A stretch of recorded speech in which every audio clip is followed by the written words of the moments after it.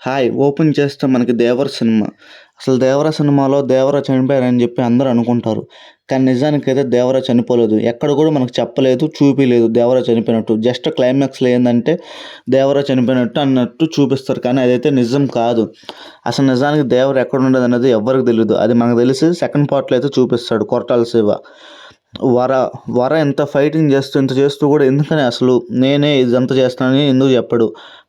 Prakash Raj story టెల్లింగ్‌లో కూడా ఇదంతా వర చేస్తున్నాడని చెప్పి లాస్ట్‌లో చెప్తాడు. ఎందుకంటే వాళ్ళ మదర్ వచ్చి అడిగిద్ది దేవరనే చేస్తుంది. అసలు దేవర చేతిలో చనిపోతాడు వర.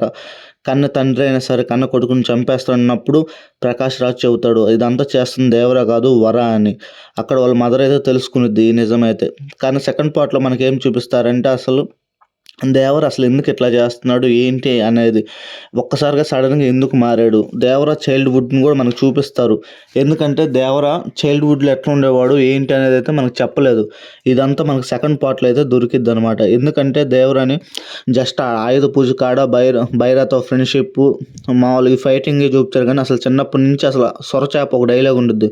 సొరను చిన్న వయసులోనే సొరచేపను చంపి బయటికి తీసుకొచ్చాడని. ఆ చిన్నతనం గురించి ఇంకా మనకు చెప్పలేదు.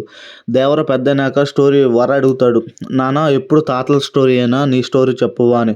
అప్పుడు దేవర నా స్టోరీ ఏముంది అంత ఏమి ఉండదులే అంటే కాదు నాకు నీ స్టోరీ చెప్పు అన్నప్పుడు దేవర మనకు అక్కడ ఏం చెప్పడు. ఇదంతా ఎందుకంటే మనకు సెకండ్ పార్ట్‌లో చూపించడానికి కొరటాల శివ చాలా పకడ్బందీగా ప్లాన్ చేశారు. మైక్ అన్నట్టుగానే ఉంది. నెక్స్ట్ వచ్చేసి వర. వర అయితే ఇప్పుడు ఈ సీన్‌లో చనిపోయినట్టు మనకైతే చెప్తారు క్లైమాక్స్‌లో.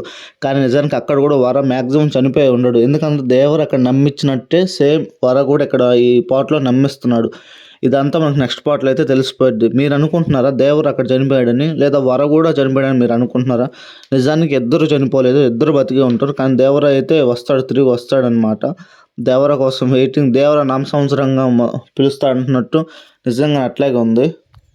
మీరు గమనిస్తే చూసారా? సముద్రంలో జరిగే ఫైట్ సీన్స్‌లో గూడా అసలు కింద ఓపెన్ చేసినప్పుడు ప్రకాష్ రాజ్ స్టోరీ చెప్పేటప్పుడు గూడా అయన్నీ కింద చాలామంది శవాలనేవి కనిపిస్తుంటాయి.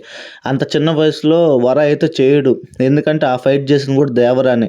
దేవర అంతమందిని చంపేసి సముద్రంలోనే కట్టేసి ఉంచుతాడు. ఆ ఫైటింగు ఈ పార్ట్‌లోనే సీక్వెల్ అనేది ఓపెన్ చేసుంటే బాగుండేది. ఎందుకంటే సీక్రెట్ కొంచెం బాగా ఉంది గదా!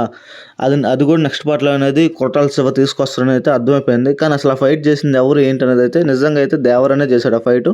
కాకపోతే మనకు ఫస్ట్ పార్ట్‌లో అంతగా ఏం చూపియలేదు. ఓన్లీ ఒక ఆయుధ పూజ మామూలుగా ఇంకా దీనికి ఆయుధాల కోసం కొట్టుకునేవి తప్పితే ఇంక మనకు అంతగా ఏం చూపియలేదు. నెక్స్ట్ పార్ట్ కోసం వెయిటింగ్ అండ్ నెక్స్ట్ పార్ట్‌లో బాబీ డియోల్ కూడా వస్తాడు. ఈ పార్ట్‌లోనే వచ్చేవాడు బాబీ డియోల్. కానీ లెంత్ ఎక్కువ ఉండడం వల్ల ఈ పార్ట్‌లో అయితే తీసుకురాలేదు. అంటే కట్ చేసేసారు అక్కడికి. సో దీన్ని తీసుకెళ్ళి నెక్స్ట్ పార్ట్‌లో ఏసేశారు. అందుకని బాబీ డియోల్ కూడా నెక్స్ట్ పార్ట్‌లో వస్తాడు. అసలు నెక్స్ట్ పార్ట్ ఇంకా ఒక రేంజ్‌లో ఉండిద్ది సినిమా అనేది కూడా నెక్స్ట్‌లో. ఎందుకంటే బైరా ఇంకా చనిపోలేదు.